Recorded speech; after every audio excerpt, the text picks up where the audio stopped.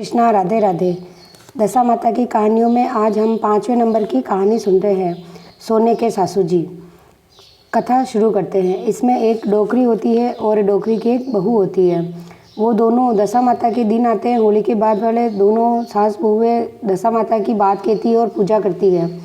एक दिन ऐसा समय आता है कि हर साल तो डोकरी और बहू दोनों पूजा करते हैं। एक साल डोकरी बीमार होकर मर जाती है। तो अब बहू सोचती है कि अब मेरी सासू जी तो रही नहीं, तो अब मेरी कहानियों का मुकारा कौन भरेगा।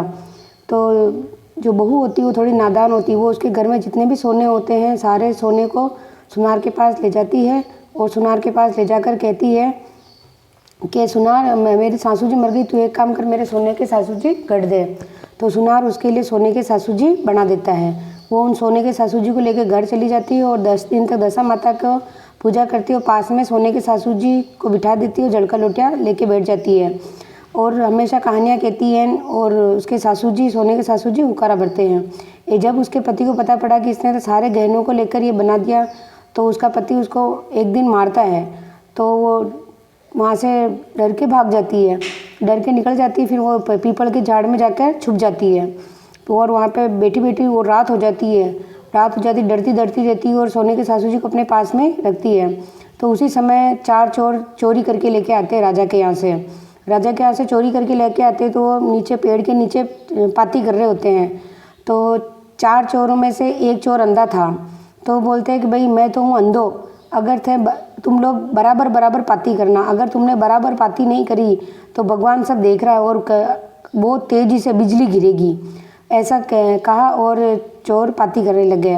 पाती करते करते 3 चोरों के मन में थोड़ा पाप आ गया, अंधा है कौन सा भगवान देख ही रहा है, ये भी अंधा है कौन देखेगा। तो वो जैसे चोर की पाती करने वाले होते हैं कि इसके थोड़ा कम दे देते हैं। और ऊपर से जैसे वो सारी की सारी घटनाएं वो औरत ऊपर बैठी बैठी देख रही थी और वो थोड़ी घबरा जाती है। और चोर ऐसा कर रहे वो कर रहे, वो घबरा जाती है। और जैसे घबराती है उसके हाथों से सोने के सासू जी गिर जाते हैं। सोने के सासू जी गिर जाते हैं तो जैसे पीपल के पेड़ पे बैठी पीपल के सूखे हुए पत्ते खड़ खड़ खड़ खड़ खड़ करती आवाज़ आती है।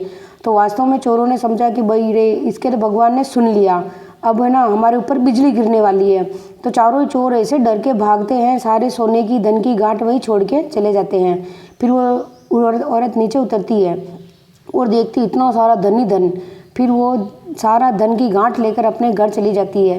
वो घर जाके अपने पति को बोलती है दरवाज़ा खोलो। पति को कौन है कि मैं हूँ, दरवाज़ा खोलो, सारा सोना चांदी लेके आ गई। तो जैसे उसका पति दरवाज़ा खोलता है, देखता है उसके पत्नी, उसके हाथ में सोने के सासू जी भी थे और वो पूरी धन की गांठ भी थी। हे दशा माता डेड़ा बाबूजी, उस औरत को टूटी वैसे सबको टूटना। कहानी सुनते हुकार भरते हैं, सबका भला करना। बोला दशा माता की जय।